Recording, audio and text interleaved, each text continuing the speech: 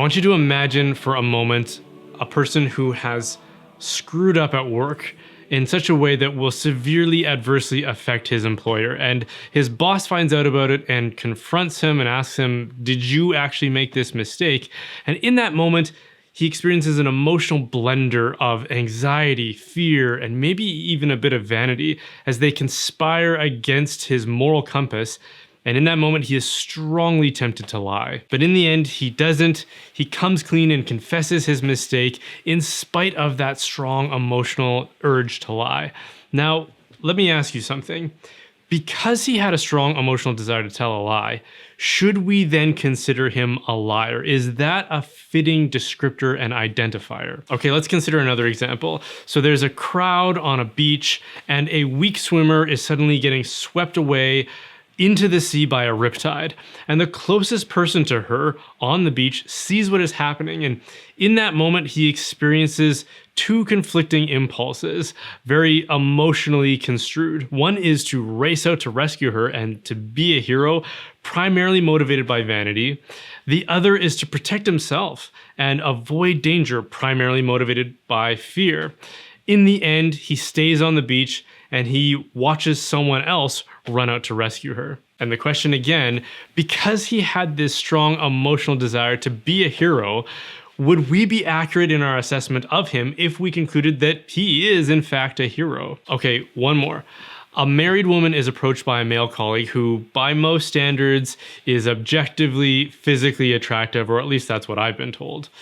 This coworker attempts to seduce her into having an affair with him, and this stirs up a strong desire in her to give in, but ultimately her promises to her spouse prevail, and she refuses her colleague's advances. Now, because she experienced this strong desire to say yes, would it be right for us to identify her as an adulterer? Is it accurate to say that she was being untrue to herself because she made a choice that was contrary to her passions?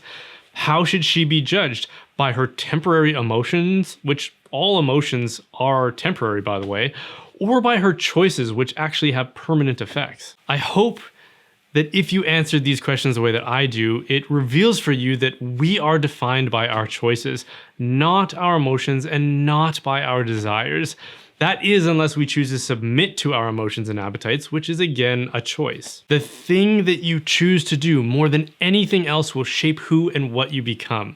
For example, if I choose to exercise and eat healthy every day, I will become a fit person, unlike the person you see sitting before you right now. Those choices will shape who I am and form part of my identity. If instead I give in to my appetite and emotions, which will inevitably compete with whatever resolution I made to get in shape, like, I don't know, sleep in one day instead of getting up and going to the gym when I decided to, or to start making poor eating decisions, then I won't achieve the goal of getting in shape. What we do based on our reason and our will and our choice is what determines who and what we are. And it should be the basis for any identifying indicators for other people to assess us by. Not to mention how I identify myself. If I do succeed in my goal of becoming exceptionally fit, and that's obvious to someone who can observe that fact when they look at me, it's apparent to their senses and to their reason, it wouldn't make sense for me to then say, oh no, you've got it all wrong. I'm actually really out of shape because all along I had all these competing desires and temptations that were incompatible with my goal of physical health. Whether those cravings or emotions did compete with the resolutions to get in shape, that doesn't really matter if in the end my choice to get into shape actually prevailed. That would say way more about me than the emotions that I did not act on would. Because there are currents in society today, as well as deeply rooted currents within the philosophical tradition of Western civilization, that say if you have a desire, you should just act on it. Otherwise, you're suppressing your true identity. Well, as we've seen, I hope, as we've seen, that's nonsense.